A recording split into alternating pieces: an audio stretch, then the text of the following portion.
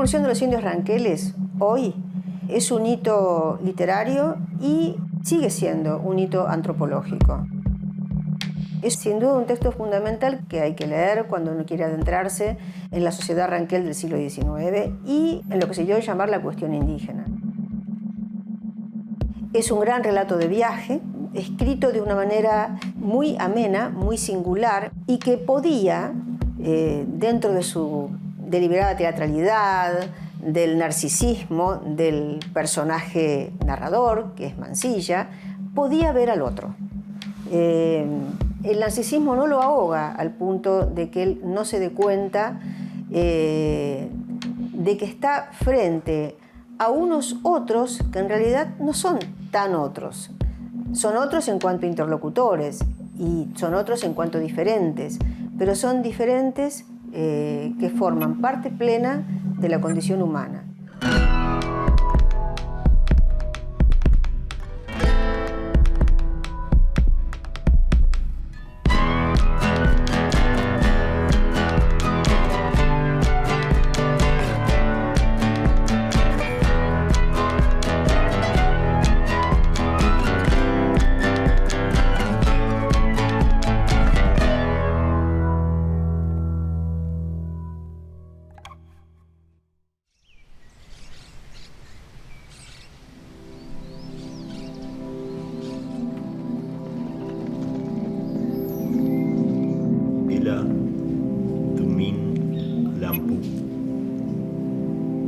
Ela Dumin Lampu Dumin Lampu. Santiago, sabes bien que puedo hablar a la perfección el inglés y el francés, pero aunque lo intento, aún no pude penetrar el misterio de la lengua ranquel.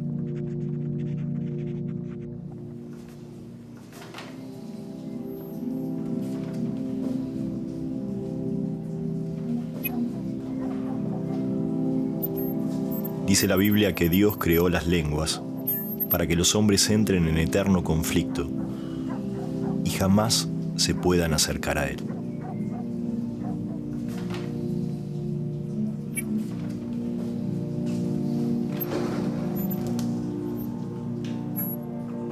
¿Te preguntas por qué vivimos en eterno conflicto? Esa es una respuesta.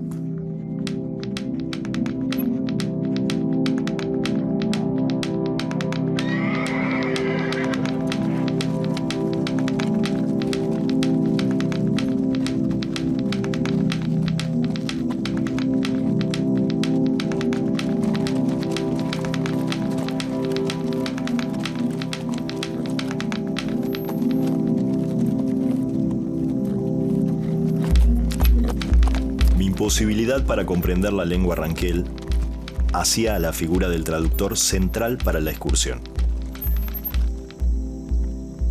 Mora Milenguaraz es un hombrecito como hay muchos, gaucho como pocos, astuto, resuelto y rumbeador. No hay ejemplo de que se haya perdido por los campos.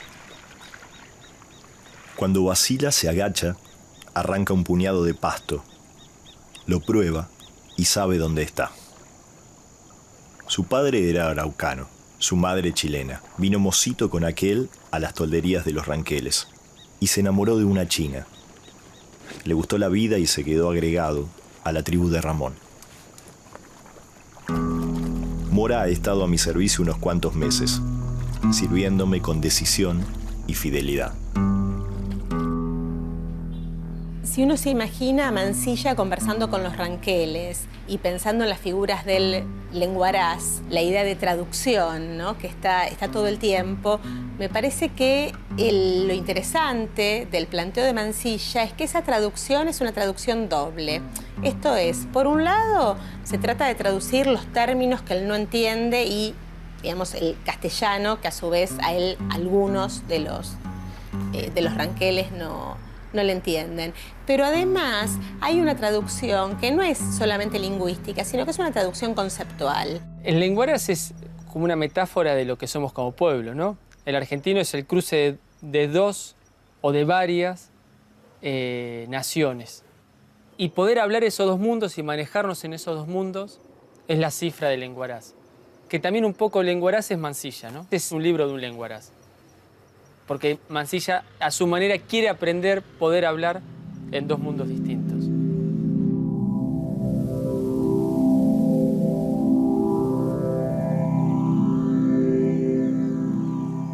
Ser lenguaraz es arte difícil. Los indios no tienen expresiones como las de los cristianos. Conoce que la vida civilizada es mejor que la del desierto. Pero ya lo he dicho, está vinculado al desierto hasta la muerte. Por el amor, la familia y la propiedad.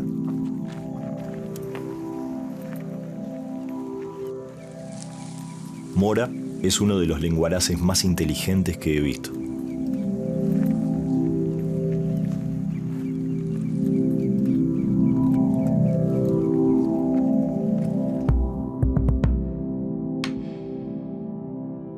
Mansilla era el civilizado que conversaba con los bárbaros, pero era el civilizado que le dio la palabra a los bárbaros, que hizo hablar a los indios, mientras muchos de sus contemporáneos, de su clase, miraban hacia Europa.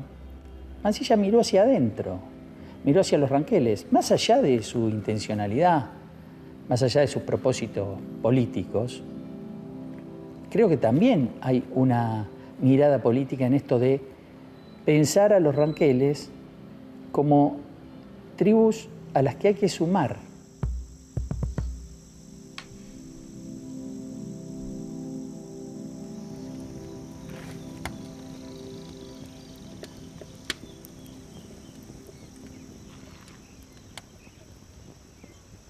Otra lenguaraz de mi confianza era Carmen, una india experimentada en la vida cristiana, que fue agregada a nuestra comitiva por orden del supremo jefe ranquel, Mariano Rosas.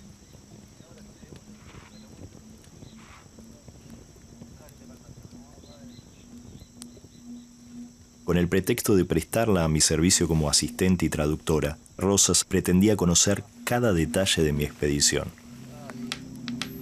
En el caso de Carmen hay un matiz agregado que Mansilla no deja de destacar.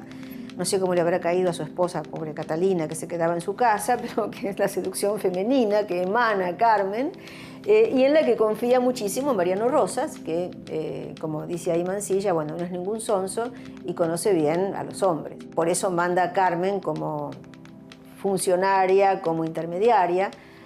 Una cosa que también estaba muy en el espíritu de su propia familia, la de Mansilla, donde las mujeres habían tenido un gran papel político.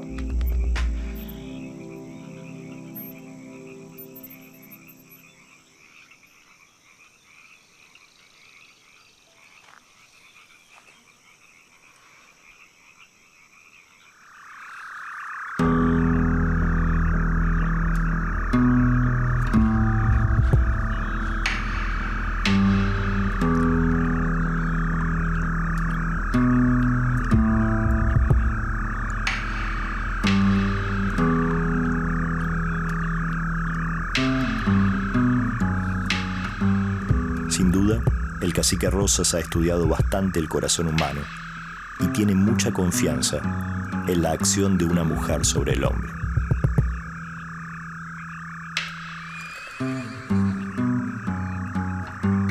Pasaré por alto una infinidad de detalles y te diré solamente que esta vez a Mariano Rosas se le quemaron los libros, ya que Carmen develó la desconfianza de su patrón.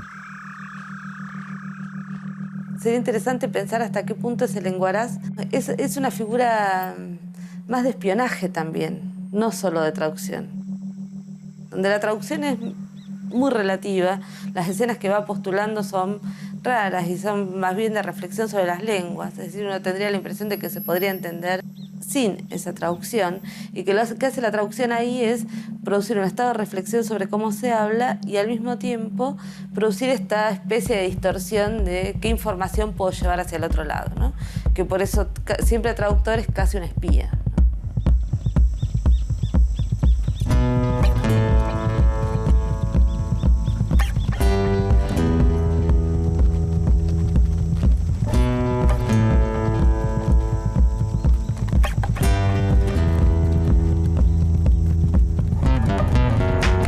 yo no dejaba de preguntar a Carmen y a Mora sobre esta lengua esquiva.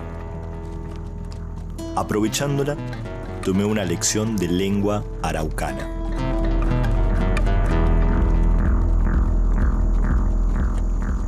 Che es un vocablo que significa yo, hombre o habitante.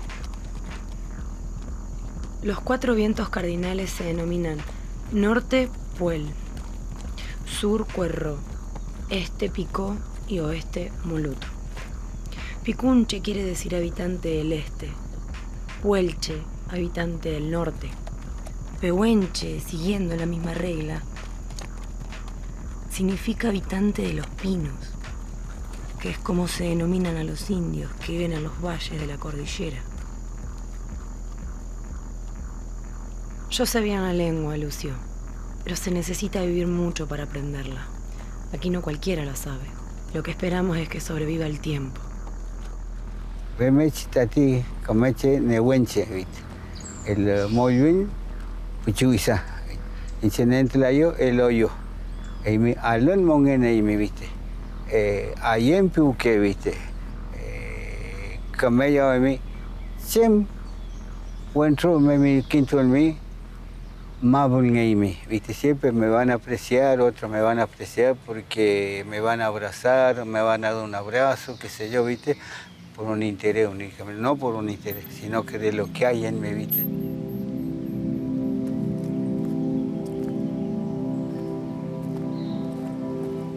Toda esta gente, digamos, que ya por ahí no hablaba mucho la lengua, pero sí recordaba las anécdotas de sus padres, de sus abuelos, viviendo en el oeste, hablando la lengua con determinadas costumbres, etc.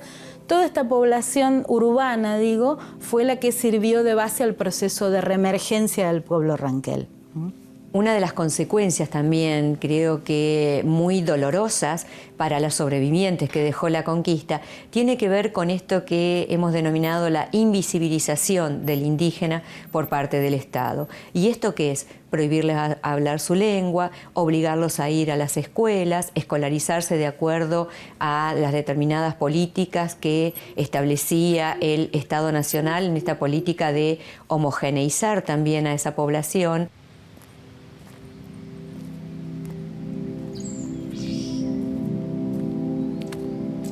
En mí, ve, hueda que se pique la ime, ¿viste? Ve, pique la ime, ¿viste? Yo no tengo por qué reír a una persona o que aquel otro, ¿viste? Y todo ese consejo me dan, ¿viste? Entonces ese me llevando muy bien a mí, ¿viste? Así que yo le sé explicar a mi hijo, a todos mis hijos, ¿viste? Se recuerda, por ejemplo, que hay gente a la que la castigaban físicamente para que no hablara la lengua, ¿sí? Y fuera de Emilio Mitre prácticamente la lengua no se hablaba precisamente a raíz de estos castigos físicos. Aprendí, la primera palabra fue en ranquel, el segundo fue castellano porque me mandaron a la escuela.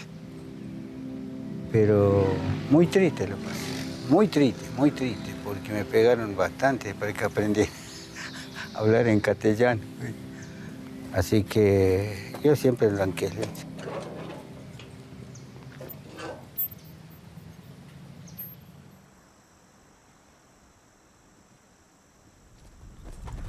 De repente, sintióse un tropel. Y envueltos en remolino de polvo, llegaron unos 30 indios. Sujetando los caballos tan encima de mí, que si hubieran dado un paso más, me hubieran pisoteado.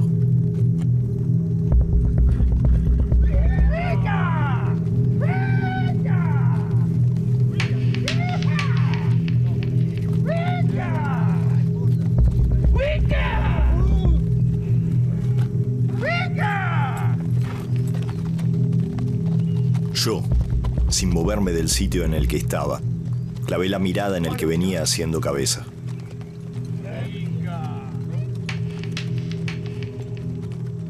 ¡Ese soy! ¡Cañupán!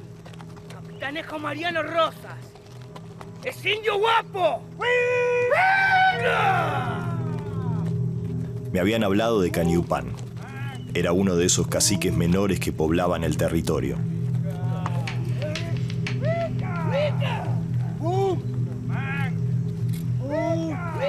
Seguí mirándolo con torvo ceño. Junto con las palabras Winca se oyeron algunas otras groseras. Coronel, creo que quieren hablar con usted. Mora me explicó que Cañupán pretendía hablar conmigo. ¿Qué forma era esa de pedirla? Para mí el lenguaraz ha sido como aquel sujeto que va a traducir el lenguaje, pero también el que va a proteger, porque el lenguaraz te salva la vida. El lenguaraz le salva la vida a Mansilla, él agradece. Y fíjate que en la construcción de los personajes los lenguaraces salen ganando, ¿no? Y ahí también tenés esa pátina sospechosa, paranoica de la posibilidad de la traición, de la Malinche que traduce, pero podría querer quedarse con el ganador, ¿no? Porque sabe el lenguaraz siempre, y por eso es lenguaraz quien va a ganar.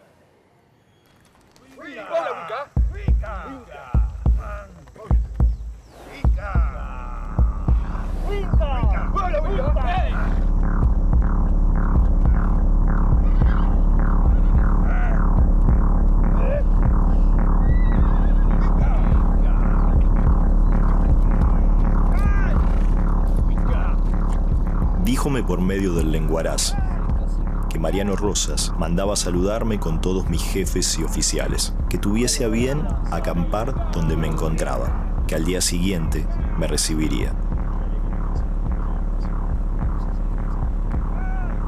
Le contesté con la mayor política.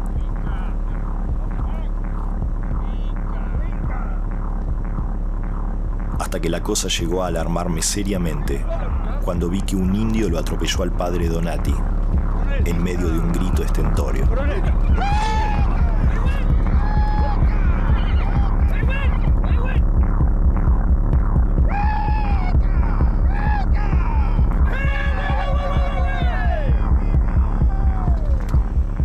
La figura del lenguaraz tenía que ver no solo con la eventual necesidad que podía haber realmente de un intérprete, sino con todo el protocolo que rodeaba a un cacique. El cacique, aunque supiera perfectamente hablar castellano, no tenía por qué descender a la expresión directa con quien iba a interpelarlo, sino que se valía de un intermediario. Eso formaba parte de todo un ritual.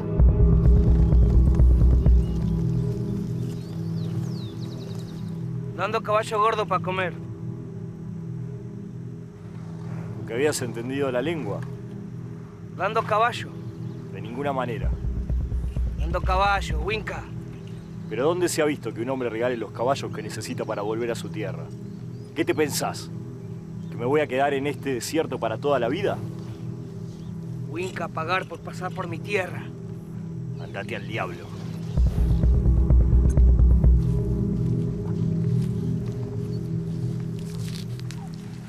Creí prudente aflojar un poco la cuerda y, como haciendo una transacción, ordené con muy mal modo que le dieran la yegua. La carnearon en un santiamén y se la comieron cruda, chupando hasta la sangre caliente del suelo.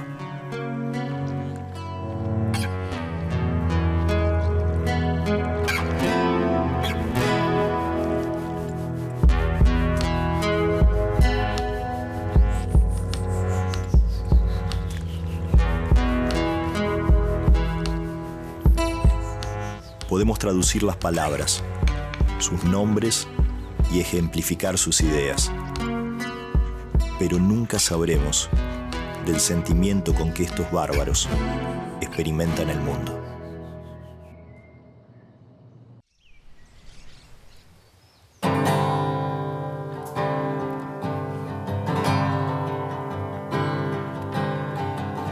Ardían mis piernas de tanto en cuanto pude hacerlo.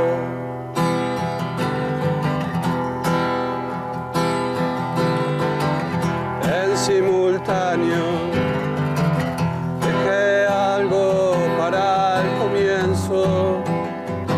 Allí estaba lo construido, indecisamente verde.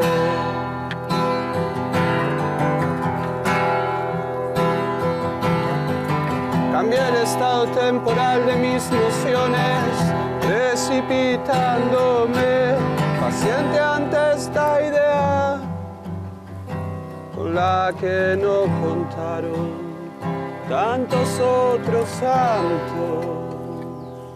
Entonces me descubriré solo y ante ti, cada vez que pueda.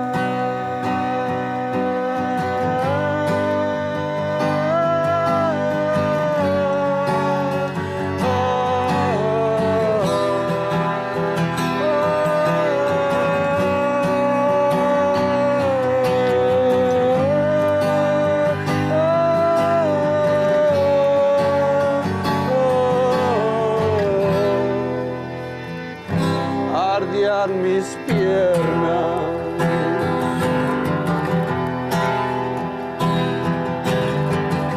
de tanto en cuanto pude hacerlo en simultáneo. Dejé algo para el comienzo, allí estaba lo construido indecisamente verde.